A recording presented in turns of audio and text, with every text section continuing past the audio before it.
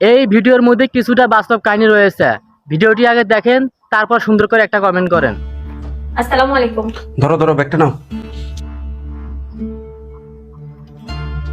এই কই গেলা? জি বলেন। আমার 1 কাপ আদা দিয়ে রং চা দাও তো, মাথাটা প্রচুর ধরছে। আচ্ছা এখনই দিচ্ছি।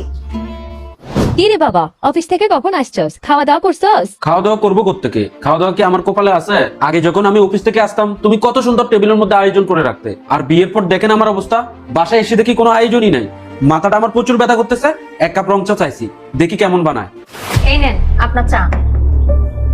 বৌমা, আমার ছেলে তোমাকে বাপের বাড়ি থেকে এক কাপড় উঠে আনছে।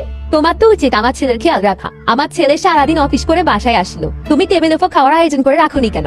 আম্মা আমার ভুল হয়ে গেছে, এমন ভুল আর হবে না। বৌমা, এই শীতে আমার ঠান্ডা পানি দিয়ে গোসল করতে অনেক কষ্ট হয়। আজকে থেকে আমার জন্য সবসময় গরম পানি দিবে। ঠিক আছে। ভাবি, আমার ইউনিফর্মটা ধুয়ে দিয়েন তো, কালকে আবার আমাকে কলেজে যেতে হবে। জি আচ্ছা। কি ব্যাপার, তুমি এখানে মন খারাপ করে বসে আছো কেন? একটা নতুন বউ আর প্রথম স্কুলে যাওয়া বাচ্চা অনেকটা একই রকম। কেমনে? একটা বাচ্চা যখন স্কুলে যায় তখন তার কাছে সবকিছুই নতুন লাগে, যেমন নতুন বই, নতুন টিচার, নতুন বন্ধু বান্ধব, আরো না জানি কত কিছু।